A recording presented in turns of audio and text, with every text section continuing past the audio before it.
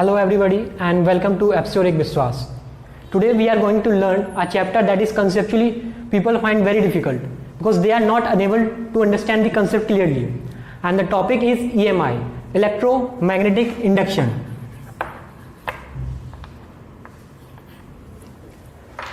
We will focus on concept rather than numericals because I believe that if someone can understand the concept easily, he will definitely be able to do the numericals of this chapter. So let's begin. It all started in 1890s when a scientist called Oersted find that a steady current carrying wire can produce a steady magnetic field. और उन्होंने इसको observe कैसे किया ये आपको बताता हूँ. ये देखिए कोई करंट कैरिंग वायर है मेरे पास, करंट मान लीजिए आई है, तो उन्होंने क्या किया, इसके पास एक मैग्नेटिक कंपास लेके गए और जैसे इसके पास मैग्नेटिक कंपास लेके गए उन्होंने एक डिफ्लेक्शन देखा इसमें. सिंस मैग्नेटिक कंपास में एक डिफ्लेक्शन आया तो इससे उनको पता चला कि एक मैग्नेटिक फील्ड कहीं ना कहीं इस वायर के अराउंड है. उस मैग्नेटिक फील्ड के डायरेक्शन निकालने के लिए आप अपने थंब रूल यूज कर सकते हैं. वायर को अपने थंब के अक्रॉस पकड़िए और जो कर्लिंग ऑफ फिंगर है वो आपको डायरेक्शन ऑफ मैग्नेटिक फील्ड देगी. इस तरफ अंदर की तरफ है और इधर बाहर की तरफ आ रहा है, तो जो मैग्नेटिक फील्ड होंगी वो इधर अंदर की तरफ होंगी और इधर बाहर की तरफ होंगी, कुछ इस तरह से. इसके बाद कुछ सालों बाद एक और साइंटिस्ट आया जिनका नाम था फेराडे. फेराडे ने ये सोचा कि अगर ऑयरस्टेड बोल सकते हैं कि भाई एक current carrying wire magnetic field produce कर सकता है, तो मैग्नेटिक फील्ड से हम करंट क्यों नहीं प्रोड्यूस करा सकते. इन्होंने इसके लिए कई ऑब्जर्वेशन किए, कई एक्सपेरिमेंट्स किए. उनमें से एक मैं आपको बताता हूं. उन्होंने क्या किया, एक स्विच लिया और एक बैटरी ली और उसको सोलेनॉइड से कनेक्ट कर दिया. और उसके बाद क्या किया, उन्होंने एक एक्सटर्नल लूप लिया. एक्सटर्नल लूप मतलब इसके अराउंड एक लूप रखा कुछ इस तरह से. आप समझिए कि ये एक मार्कर है, इसको आप सोलेनॉइड समझ लीजिए और मेरे इसको आप एक्सटर्नल लूप समझ लीजिए. तो जब मैं इसको इसके अंदर रखूंगा तो ये लूप कुछ इस तरह से दिखेगा. तो उन्होंने कुछ इस तरह से लूप को रखा. उसके बाद क्या किया, जैसे ये स्विच को बंद किया उनको लगा कि भाई इसमें करंट फ्लो होगा. करंट फ्लो होने से क्या होगा, मैग्नेटिक फील्ड जनरेट होंगी इसमें. और उस मैग्नेटिक फील्ड की वजह से, क्योंकि ऑयरस्टेड ने कहा था कि मैग्नेटिक करंट से मैग्नेटिक फील्ड जनरेट होती है, तो उनको लगा होगा भाई मैग्नेटिक फील्ड जनरेट से करंट जनरेट हो जाएगा. पर उनको कुछ दिखा नहीं, बहुत निराश हो गए. कुछ दिनों बाद जब उन्होंने इस स्विच को सडनली ओपन किया तो यहाँ जो गैल्वेनोमीटर लगा था उसने थोड़ा सा डिफ्लेक्शन शो किया. फिर उन्होंने बंद किया. बंद करने के बाद फिर उनको डिफ्लेक्शन दिया, लेकिन अब की बार अपोजिट डायरेक्शन में देखा डिफ्लेक्शन. उन्होंने फिर इसके बाद जो कंक्लूजन लगाया वो कंक्लूजन ये लगाया कि अगर हम सडनली इसको बंद करते हैं तो गैल्वेनोमीटर में डिफ्लेक्शन आता है, सडनली खोलते हैं तब लूप में जो गैल्वेनोमीटर लगा उसमें डिफ्लेक्शन आता है, लेकिन इसको कांस्टेंट अगर बंद रखें और चालू रखें तब कोई डिफ्लेक्शन शो नहीं होता है. तो उनकी जो कंक्लूजन थी वो ये थी कि changing magnetic field can produce the current. अगर हम मैग्नेटिक फील्ड को चेंज कर पाएं तो जाके हमारे पास किसी लूप में करंट फ्लो होगा. अब आप ऐसे समझिए कि मान लीजिए मेरे पास एक स्क्वायर लूप है. आप कोई सा भी लूप लिख सकते हो, सर्कुलर, ट्रायंगुलर, लेकिन सिंपलिसिटी के लिए मैं स्क्वायर लूप ले रखा है. मान लीजिए मैं एक बार मैग्नेट को, ये इसका नॉर्थ पोल है, ये साउथ पोल है, इसके पास लाता हूं तो क्या होगा, ये इसकी मैग्नेटिक फील्ड लाइंस होंगी कुछ तरह से. जब मैं इसको इसके पास लाऊंगा तो असल में हुआ क्या कि जो number of magnetic field lines हैं जो इस लूप को कट कर रहे होंगे वो बढ़ेंगे. अच्छा, मैं नीचे तरफ क्या होगा, मैग्नेटिक फील्ड बढ़ेगी, तो मैग्नेटिक फील्ड क्या होगी, चेंज होगी. तो इसके अकॉर्डिंग क्या होना चाहिए, इसमें करंट डेवलप होगा. और उस करंट को अब इसको कहते हैं कि the current will generate in such a direction that it always opposes the change in magnetic field. Current को जिस तरह से जनरेट होगा कि हमेशा क्या करेगा, इसमें जनरेट होने वाली मैग्नेटिक फील्ड को अपोज करेगा. तो अब हो क्या रहा है, नीचे की तरफ मैग्नेटिक फील्ड बढ़ रही है, तो ये क्या करेगा, किस तरह से करंट जनरेट होगा कि भाई नीचे तरफ मैग्नेटिक फील्ड कम करे. तो नीचे तरफ मैग्नेटिक फील्ड कम करने का तरीका है कि ये इंड्यूस जो मैग्नेटिक फील्ड हो वो ऊपर की तरफ जाए. तो ऊपर की तरफ मैग्नेटिक फील्ड अगर जाएंगी तो थंब रूल की तरफ मैग्नेटिक फील्ड को रखिए, कर्लिंग ऑफ फिंगर जो आपको डायरेक्शन ऑफ करंट दे देगा. तो डायरेक्शन ऑफ करंट आपकी आ जाएगी ये आ गया आपकी डायरेक्शन ऑफ करंट आई. और यही लॉ को बोलते हैं लेंस लॉ. तो लेंस लॉ ने सिंपल ये कहा कि भाई जो भी इंड्यूस करंट होगा वो कुछ इस तरह से जनरेट होगा कि जो चेंज इन मैग्नेटिक फील्ड है उसको ये अपोज करे. अगर मैग्नेटिक फील्ड नीचे बढ़ रही है तो इस तरह से इंड्यूस करेगा मैग्नेटिक फील्ड को, करंट को, ताकि ये मैग्नेटिक फील्ड कम हो, और अगर कम हो रही है तो ये मैग्नेटिक फील्ड को बढ़ाने की कोशिश करेगा. जैसे कि अब मान लीजिए इसी को मैं ऊपर ले आता हूँ, अगली बार मैं इसको ऊपर ले गया. जब मैं इसको ऊपर लेके जाऊंगा तो जो मैग्नेटिक फील्ड है असल में नीचे तरफ क्या हो रही है, डिक्रीज हो रही है. जब नीचे तरफ मैग्नेटिक फील्ड डिक्रीज हो रही है तो इसमें करंट को इस तरह जनरेट होगा कि नीचे को मैग्नेटिक फील्ड बढ़ाए. तो नीचे तरफ मैग्नेटिक फील्ड कम हो रही है तो नीचे की तरफ मैग्नेटिक फील्ड बढ़ाने की कोशिश करेगा, तो नीचे तरफ मैग्नेटिक फील्ड जनरेट करेगा। जब नीचे तरफ जनरेट करेगा तो करंट कैसे फ्लो होने लगेगा, इस तरह से, तो करंट अपनी डायरेक्शन तुरंत के तुरंत चेंज कर देगा। तो ये एक सिचुएशन होगी इसमें। जो लेंस लॉ है बेसिकली ये आपको डायरेक्शनल प्रॉपर्टी देता है करंट की, आपको करंट की डायरेक्शन बताता है, ये आपको करंट की अमाउंट या इंटेंसिटी या कितना स्ट्रेंथ है करंट में, ये कुछ बताता नहीं है। Lenz law is a very human law, अब बहुत कॉमन लॉ है। इनर्शिया आपने पढ़ा होगा, इनर्शिया क्या होता है, कोई भी बॉडी जैसी स्टेट में वैसी रहना चाहिए, अगर मैं रेस्ट पे हूं तो मैं मोशन को अपोज करूंगा, यही तो लेंस लॉ कहता है। असल में लेंस लॉ यही कहता है कि भाई कोई भी चेंज हो रहा हो मैं उसको क्या करूंगा, अपोज करने की कोशिश करूंगा। अब उसके बाद क्या हुआ, फैराडे ने और एक्सपेरिमेंट जब किए तो फैराडे को ये लगा, लीजिए कोई लूप में अगर कभी करंट जनरेट हुआ है, कैसे भी जनरेट हुआ है, तो इस करंट को जनरेट करने के लिए कोई ना कोई फोर्स हमेशा लगती है। भाई करंट कैसे जनरेट हो, जब इलेक्ट्रॉन मूव करते हैं, इलेक्ट्रॉन कैसे मूव करते हैं, उनको कोई फोर्स लगेगी। तो अगर करंट इंड्यूस हुआ है कहीं ना कहीं तो एक और चीज इंड्यूस हुई, दैट इज इंड्यूस्ड ईएमएफ, उसके बिना करंट जनरेट नहीं हो सकता। तो आप ऐसे समझिए कि इसके अंदर करंट इंड्यूस हुआ है तो एक इंड्यूस्ड ईएमएफ भी रहा होगा, और इंड्यूस्ड ईएमएफ को करंट के साथ रिलेट कैसे करते हैं हम लोग, that is R into I induced, E induce equal to I R into I induce. ये सिंपल क्या है, हमारा ओम्स लॉ है, ओम्स ने यही तो कहा था हमको, सिंपल सा। अब उसके बाद क्या हुआ, फैराडे ने अपना और एक्सपेरिमेंट किया। उन्होंने क्या किया, ही टुक अ नंबर ऑफ लूप्स, एक नंबर ऑफ लूप्स ले लिए, 1 2 3 4 मुझे नहीं पता कितने, लेकिन नंबर ऑफ लूप्स ले लिए खूब सारे, उसको एक कर दिया बैटरी से कनेक्ट, और एक और लूप ले लिया, इसको अपन बोल देते लूप नंबर 2 और इसको बोलते अपन लूप नंबर 1। उन्होंने ये सेटअप कुछ इस तरह से किया कि वो चाहे तो मैग्नेटिक फील्ड को बढ़ा भी सकते हैं और घटा भी कर सकते हैं, उसको बढ़ा भी सकते हैं घटा भी सकते हैं, इस तरह से उन्होंने इसको सेटअप कर लिया। अब उन्होंने जैसे इसको चालू किया, क्या होगा, मैग्नेटिक फील्ड जनरेट होंगी, इसमें मैग्नेटिक फील्ड जनरेट होंगी, तो इसको अगर बढ़ाएगा तो भी इसमें इंड्यूस करंट जनरेट होगा, और उसको कम करेगा तब भी इसमें इंड्यूस करंट जनरेट होगा। तो उन्होंने देखा क्या, उन्होंने ये ऑब्जर्वेशंस लिए यहाँ पर कि इसमें जो इंड्यूस्ड ईएमएफ है, मैंने आपको बताया था कि अगर करंट, हम लोग जनरली ध्यान देते हैं करंट पे, लेकिन होता क्या है, उसकी करंट का जो ड्राइविंग फैक्टर होता है उसमें इंड्यूस ईएमएफ होता है, तो हमें ध्यान किस पे देना, इंड्यूस ईएमएफ पे। तो उसमें जो इंड्यूस ईएमएफ जनरेट हुआ असल में वो दो बात पे डिपेंड कर रहा था। पहला, it was directly proportional to the rate of change of magnetic field dB/dt of loop 1। भाई लूप 1 से कितना rate of change of magnetic field हो रहा है उसके अकॉर्डिंग हमारे पास इंड्यूस ईएमएफ हमको मिलेगा। अगर हम इस केस को ऐसे समझे कि अगर हम इसमें अगर मैग्नेटिक फील्ड की रेट ज़्यादा कर दें तो इसमें इंड्यूस ईएमएफ ज़्यादा मिलेगा, और अगर कम करें तो उसका कम मिलेगा। इससे पहले मैंने एक कंडक्टिंग लूप में एक बार मैग्नेट को पास आने का एग्जांपल दिया था, उसको ऐसे समझिए कि अगर उसको बार मैग्नेट को तेजी से मैं नीचे लाता हूं तो असल में जो इंड्यूस करंट जनरेट होगा, इंड्यूस ईएमएफ होगा, वो उतना ही ज़्यादा होगा, और उसको धीमे लाऊंगा तो वो धीमे जनरेट हो जाएगा। तो उन्होंने पहला ऑब्जर्वेशन ये दिया।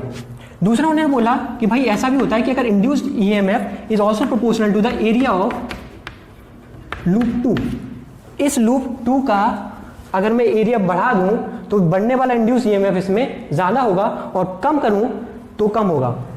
अब जब उन्होंने इस पूरी चीज को देखा तो उन्हें समझ में आया कि जो इंड्यूस्ड ईएमएफ है that is nothing but that is produced due to the change in magnetic flux. क्योंकि मैग्नेटिक फ्लक्स क्या होता है, अब आप मैग्नेटिक फ्लक्स समझिए थोड़ा सा।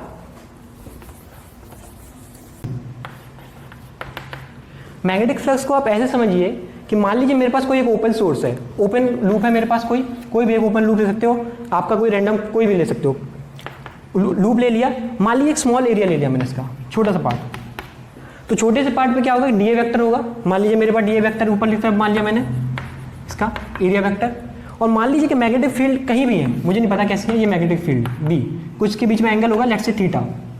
तो जो मैग्नेटिक फ्लक्स को जो लोगों ने डिफाइन किया वो इस तरह से डिफाइन किया कि द मैग्नेटिक फ्लक्स, इसको हम लिखते हैं phi of B is equals to open surface integral of B vector dot d A vector. अब यहां पर नोट करने वाली बात है ओपन सरफेस। इलेक्ट्रिक फील्ड जब आप पढ़ते हो तो यहां लिखते हो फाई ई बराबर close integral E dot d ए, वहां क्लोज इंटीग्रल लेते हैं, यहाँ ओपन इंटीग्रल लेते हैं। डिफरेंस इतना आता है कि अगर आप इसका क्लोज इंटीग्रल लोगे ना तो आंसर हमेशा 0 आएगा, और यही प्रूव करता है कि मैग्नेटिक मोनोपोल्स क्यों एग्जिस्ट नहीं कर सकते। कई लोग को लगता है कि यार एक बाहर मैग्नेट को लीजिए आप, एक नॉर्थ पोल ले लो, साउथ पोल ले लो, कई लोग को लगता है बीच से काट दूंगा तो ये नॉर्थ पोल अलग हो जाएगा, साउथ पोल अलग हो जाएगा। ऐसा नहीं होता है, अगर आप उसको काट भी दोगे ना तो बनने वाली नॉर्थ ये हो जाएगा, साउथ ही हो जाएगा। अब और इसको दूसरे वाला पार्ट यहाँ नॉर्थ हो जाएगा, यहाँ साउथ हो जाएगा, फिर काटो, इनफाइनाइट नंबर पार्ट भी कर दोगे तब भी मैग्नेट मोनोपोल अलग नहीं हो सकते, नॉर्थ भी रहेगा और साउथ भी रहेगा। इसलिए इसका क्लोज इंटीग्रल हमेशा 0 आता है। और जबकि मैग्नेटिक फील्ड में क्या होता है, प्लस को अलग बना सकते हो, नेगेटिव को अलग बना सकते हो, प्लस से मैग्नेटिक फील्ड लाइन दूर जाती है और नेगेटिव के पास आती है। जब प्लस से दूर जा रही है तो भाई इसको क्लोज इंटीग्रल लोगे तो कुछ ना कुछ आएगा, और नेगेटिव लोगे तो कुछ ना कुछ आएगा। जीरो भी आ सकता है, ऐसी बात नहीं है, लेकिन सब कुछ आ सकता है, लेकिन इसका क्लोज इंटीग्रल हमेशा जीरो ही आएगा। इसका अब इसलिए हम ओपन इंटीग्रल लेते हैं। तो मान लीजिए एक सरफेस, इसको पूरे सरफेस मान लीजिए, और जब इसका इंटीग्रल लोगे तो ये आके आपको फ्लक्स देगा। तो ये हमारा फ्लक्स है। अब मैंने आपको बात की कि भाई induce EMF is nothing but is a change in a magnetic flux.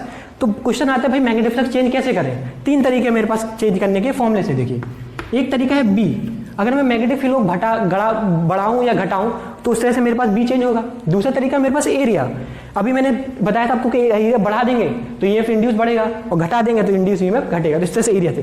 तीसरा जो होता है लोग ध्यान नहीं देते, जनरली उनको पता भी नहीं होता है, वो उनको बी और ये दिखता है तो उन लोग बता देते हैं। लेकिन तीसरा हमारे पास में छुपा हुआ है, दैट्स कॉल्ड डॉट प्रोडक्ट, जिसकी वजह से हमारे पास असल में कॉस थीटा आता है, और cos theta is angle between B and A.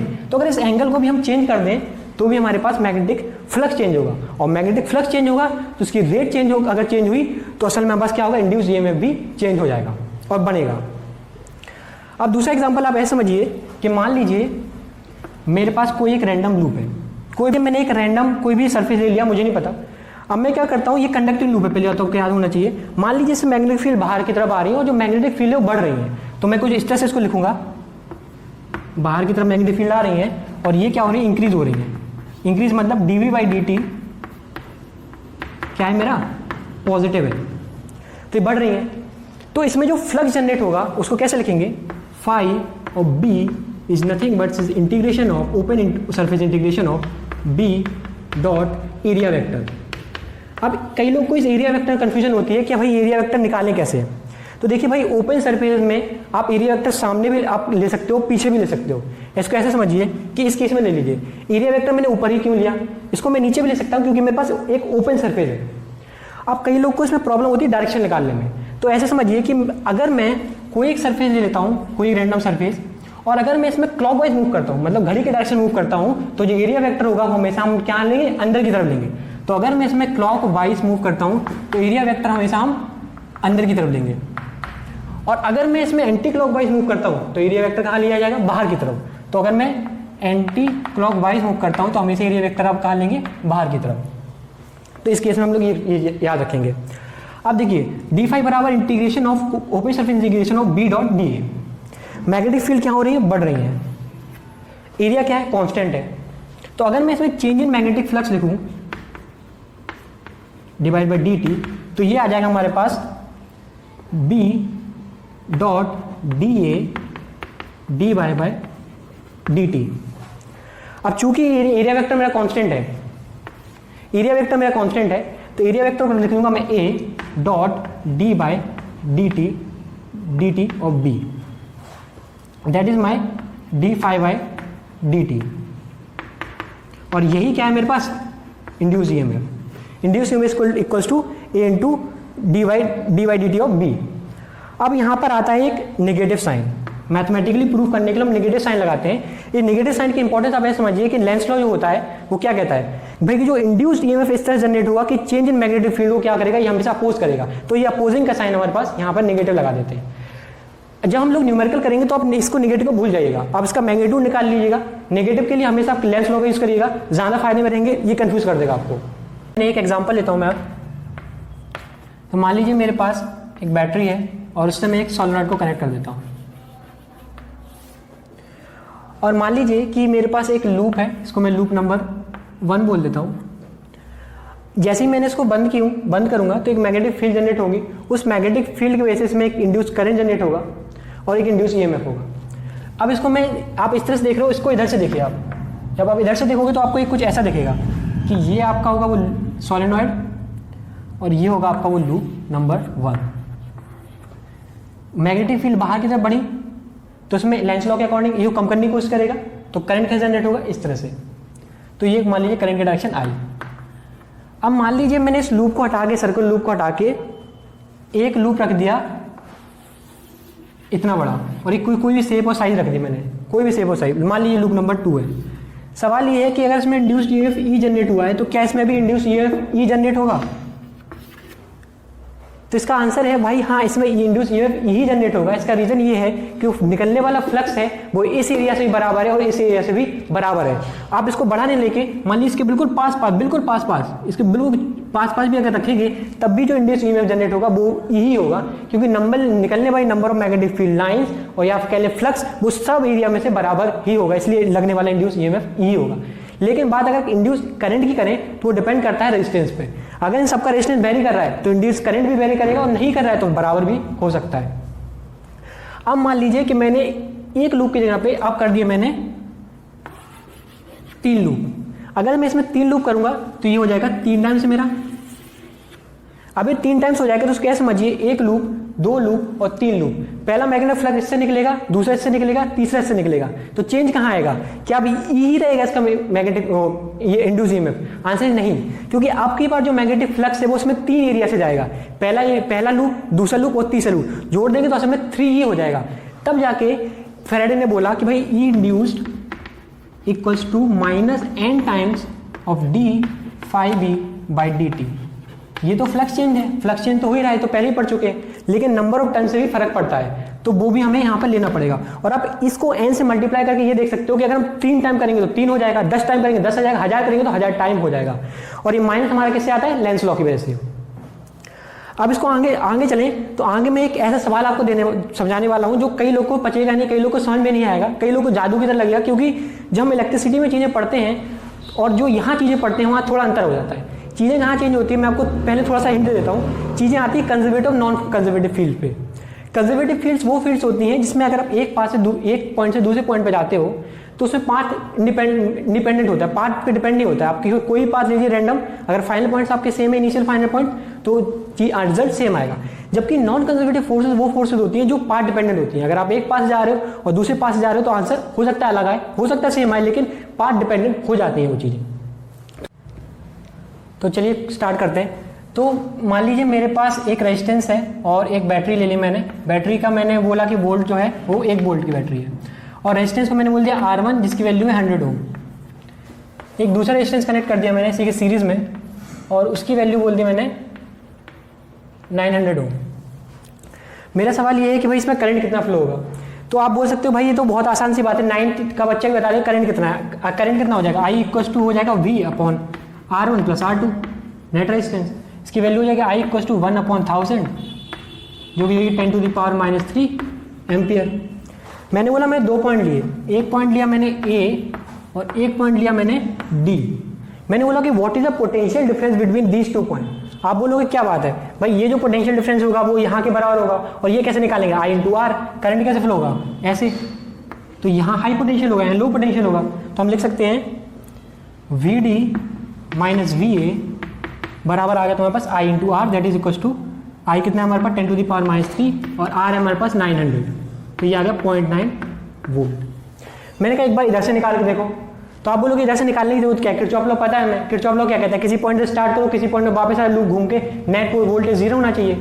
तो अगर नेट वोल्टेज 0 है तो जो इधर है वो इधर आना चाहिए। फिर भी एक बार प्रूफ कर लेते हैं अपन यहाँ से स्टार्ट करेंगे तो अपन बोल सकते हैं अगेन VD - VA बराबर 1 - I/R, दैट इज 10⁻³ इंटू 100, यह आ जाएगा 0.9। एक बार को जोड़िए, जोड़ने से आपको पता चलेगा कि VD - VD दोनों को जोड़ोगे तो कितना आएगा तुम्हारे पास? ट्वाइस ऑफ VD - VA बराबर कितना आ गया? 1.8। इसको काटेंगे तो वापस 0.9 आ गया हमारे पास। लेकिन आप क्या कीजिए, इसको उल्टा कीजिए। उल्टा करेंगे तो यहाँ पूरे में एक नेगेटिव का साइन आएगा, यहाँ भी आपके पास नेगेटिव साइन आएगा, और जब दोनों को जोड़ोगे तो 0 बराबर 0 आ जाएगा। यहाँ से आपको किरचॉफ लॉ प्रूफ होता है कि जहाँ से स्टार्ट हुई से खत्म। अब मैं क्या कह रहा हूँ कि अब एक काम कीजिए, आप इस बैटरी को क्या कर दिया, मैंने हटा दिया, इस बैटरी को हटा दिया, उसको कनेक्टिंग वायर बना दिया, और मैंने क्या करा कि भाई इसमें एक सोलेनॉइड रख दिया अंदर, और सोलेनॉइड मैंने इस तरह से रखा कि जो मैग्नेटिक फील्ड है वो बाहर की तरफ बढ़ रही है, इंक्रीज कर रही है बाहर की तरफ। dV/dt कितना है हमारे पास? पॉजिटिव। ये रख दिया मैंने। अब मैं आपसे बोलता हूँ कि भाई dV/dt पॉजिटिव होगा, बाहर की तरफ बढ़ रही है, तो किरचॉफ वो लेंस लॉ क्या करेगा भाई? इसको कम करने की कोशिश करेगा, तो बाहर अंदर की तरफ मैग्नेटिक फील्ड जनरेट कराएगा। करंट कैसे फ्लो करेगा? ऐसे फ्लो करेगा। तो जो पहले करंट फ्लो करा था वैसे करंट अभी फ्लो करेगा, कोई चेंज नहीं है। अब मैंने आपसे बोला कि भाई ये जो dV/dt पॉजिटिव है, अब मैं क्या करता हूँ कि इसका निकालता हूँ किसी समय, मान लीजिए टी पे, कोई भी टाइम टी पे, कि इसका जो ईएमएफ है वो 1 वोल्ट हो जाता है, जो पहले बैटरी के बराबर था। तो इसका मैं ईएमएफ इंड्यूस बोल दिया किसी पॉइंट पर 1 वोल्ट। अब मैंने बोला भाई इसमें इंड्यूस करंट कितना होगा, तो आप बोलोगे सिंपल है भाई, ओम्स लॉ लगा देंगे कि ई इंड्यूस्ड बराबर आर इंटू आई इंड्यूस्ड। तो यहाँ पर आई इंड्यूस आ जाएगा तुम्हारे पास 1 वोल्ट अपॉन 1000, वापस से हमारे पास आएगा 10⁻³ अब जो यहाँ पर मैजिक है वो ये है, समझने वाली बात ये है कि अगर मैंने बोला कि भाई what is the potential difference between these 2 point, तो आप बोलोगे क्या बात है, ये वापस से इधर इसके बराबर निकाल दो आप, तो ये आई इंटू आर, तो आप बोलोगे V D minus V A बराबर आई इंटू आर, आई है 10⁻³ आर है हमारे पास 900, तो ये आएगा 0.9 वोल्ट। कोई दिक्कत नहीं भाई, पहले की तरह आ रहा है। लेकिन मैंने कहा भाई एक बार इससे भी चेक कर लो, इस साइड से भी चेक करो, तो आपने कहा भाई चेक कर लेते हैं। तो मान लीजिए मैंने इस साइड से चेक किया, इस साइड हमारे पास क्या है, सिर्फ एक रेजिस्टेंस है और करंट फ्लो कर रहा है, बैटरी कोई है ही नहीं। तो मैंने निकाला, मैंने बोला V D minus V A बराबर आई इंटू आर, आई हमारे पास है 10⁻³ इंटू आर हमारे पास 100, तो ये आ गया -0.1। एक माइनस वाला है क्योंकि करंट के हम डायरेक्शन में जा रहे हैं, तो पोटेंशियल डिक्रीज होगा। देखने वाली बात यह है कि सेम पॉइंट के क्रॉस हमारे पास 2 पोटेंशियल आ रहे हैं, एक आ रहा है 0.9 और एक आ रहा है 0.1, लेकिन ये इलेक्ट्रिसिटी तो हमने कहीं पढ़ाई नहीं कि भाई एक ही पॉइंट के 2 पोटेंशियल आ जाए। तो गलत कहाँ है, या तो मैं गलत हूँ, या फैराडे ने कुछ गलत बोला, या तो किरचॉफ सही था, या वो गलत था। तो गलत यहाँ कोई नहीं था, सब अपनी जगह पे सही थे। गलती ये थी कि किरचॉफ ने जब ये चीज़ प्रूव की, Kirchhoff law, Kirchhoff voltage law, Charles law, तो उन्होंने करंट को लिया एक ही कांस्टेंट, उसके जो मैग्नेटिक फील्ड बनी वो भी स्टेडी बनी। उससे क्या हुआ, इंड्यूस ईएमएफ जनरेट नहीं हुआ, इंड्यूस ईएमएफ से इंड्यूस इलेक्ट्रिक फील्ड जनरेट नहीं हुई। और मैं आपको बता दूं इंड्यूस इलेक्ट्रिक फील्ड होती है non conservative nature. Non conservative मैं आपको बता चुका हूँ पाथ डिपेंडेंट होती है। तो अगर मैं यहाँ से एक पाथ ये वाला लेता हूँ तो मेरी वैल्यू कुछ और आएगी, और अगर मैं इस पाथ पे जाता हूँ तो मेरी वैल्यू कुछ और आएगी। बोले तो अगर हम अपने यहाँ पर 2 वोल्टमीटर लगा दें V1 और यहाँ पर 1 वोल्टमीटर लगा दें V2, तो अगर आपसे बोलूँ कि भाई इनकी रीडिंग क्या है, तो इसकी रीडिंग आएगी 0.9 और इसकी रीडिंग आएगी -0.1। अब आप देखिए इन दोनों को क्या कीजिए, आप जोड़ दीजिए, अपोजिट करके जोड़ दीजिए। तो ये आपके पास क्या है, VD माइनस VA बराबर 0.9, ये क्या है VD माइनस VA बराबर -0.1, इसको उल्टा कीजिए, उल्टा करोगे तो आ जाएगा VA माइनस VD बराबर +0.1। दोनों को जोड़ेंगे तो आप देखिए आंसर आएगा VD माइनस VD बराबर 1 वोल्ट। VD, जबकि किरचॉफ क्या बोलता था कि VD माइनस VD 0 होना चाहिए, क्योंकि जिस पॉइंट से स्टार्ट किया वहीं पहुंच गए। लेकिन भाई 1 वोल्ट कहाँ गया, कहाँ से आ गया? तो आपको बता दो इसमें बैटरी है लेकिन आपको दिख नहीं रही है। आपको ये पता होना चाहिए भाई इसमें बैटरी करंट कैसे फ्लो कर रहा है, वरना बैटरी तो है ना, इसलिए वो 1 वोल्ट आया है। और दूसरी बात हमेशा याद रखिएगा कि non conservative force path dependent होती हैं और इसमें जनरेट होने वाली इलेक्ट्रिक फील्ड भी नॉन कंजर्वेटिव है। इसलिए अगर इस पास से जा रहे हो तो आंसर कुछ और आ रहा है, इस पास से जा रहे हो तो आंसर कुछ और आ रहा है। ये बात आपको ध्यान रखनी है। तो ये क्वेश्चन हमेशा याद रखिएगा क्योंकि आपको नया कुछ सिखाता है। जरूरी है कि आप चीज़ों को अच्छे समझे, डीपली समझे, तभी आप अच्छा कर पाएंगे फिजिक्स में। चलिए अब स्टार्ट करते हैं थोड़ा सा आगे। तो अब इसके बाद हमारे पास आता है कुछ चीज़ें, जैसे मोशन लिया बचा है, एडी करंट बचा है, आरसी सर्किट बचा है हमारे पास, और हमारे पास non conservative proof electric field बची हैं। तो इन सबको हम अगले लेक्चर में देखेंगे। इस लेक्चर के लिए इतना ही, थैंक यू।